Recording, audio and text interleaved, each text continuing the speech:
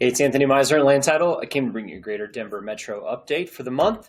Let's look at our first to know stats. You're the first one to see them here. So let's talk about average sales price increase of 3.4% year over year. A great month coming off of last month, also on a little bit of gains, 800,000 right on the average. The median also up 0.8%, which has been fairly stable. So good news, this year is trending very similar to last year, which we all like to see in the single family market. Now, the townhouse condo market, maybe not so as exciting, but you can see at 452, we're only $3,000 off of this time last year. Best month and attached we've seen in a long time. So in the average, that's a good sign, but we did sell more luxury inventory because look at the median. The median has dropped off again, 4.4%. down from this time last year, 380,000. If you look at that second kind of check that we always look at for our price per square foot, we're still down 2.4% year over year on our single family homes, but we're down 5.3% on that average or on the condo townhouse market. So good news is month over month, both of those are slightly elevated. That's probably a really healthy sign that more buyers are in the marketplace, but with inventory coming off and less competition, that also could happen as well. So kind of take it for what it is, right? I think when we look at kind of what's been happening, the key is in a lot of these markets across the metro area, June was the peak of inventory and people started to just get frustrated, right? Lots of inventory on the marketplace. We were peaking around 14,000 units of inventory. And then as things started to expire, stuff went under contract, we've seen it slightly come back down. So in October, we're actually only up about 10%, 9.6% above this time last year. So that's about 1,000 units.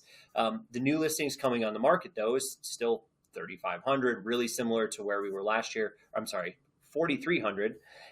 Very similar to where we were last year, only down 2.6%. So those frustrated sellers are still coming to market.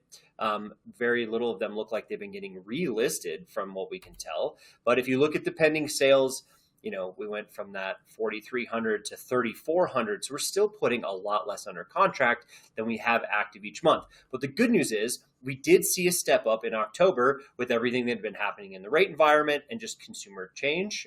So their behavior's been changing, right? 4% rise in under contracts. That's so exciting to see that October number.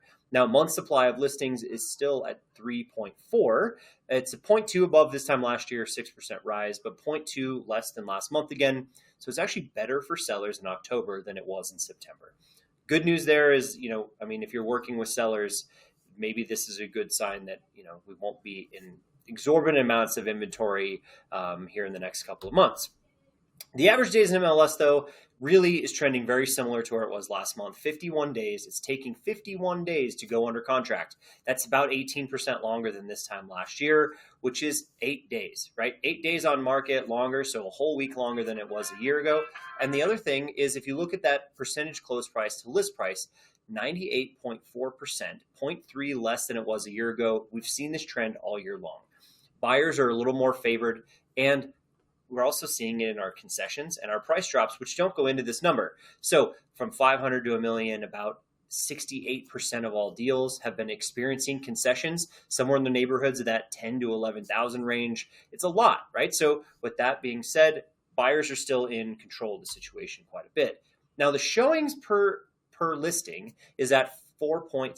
So that's a half a showing more than they had last month. That's a great sign to see more buyers in the marketplace, slightly less than it was last year, but we have more inventory, remember. So that actually offsets a lot of that. Now, the average showings to pending number is one showing higher than it was this time last year as well. So it's taking just slightly more showings to go under contract, but nothing too concerning. Good news is this is still a fairly healthy market across the board. If you have any other questions, concerns, you need other data, please reach out to me. This is Anthony at Land Title. Don't forget to like and subscribe to the YouTube channel. We'll catch you next time.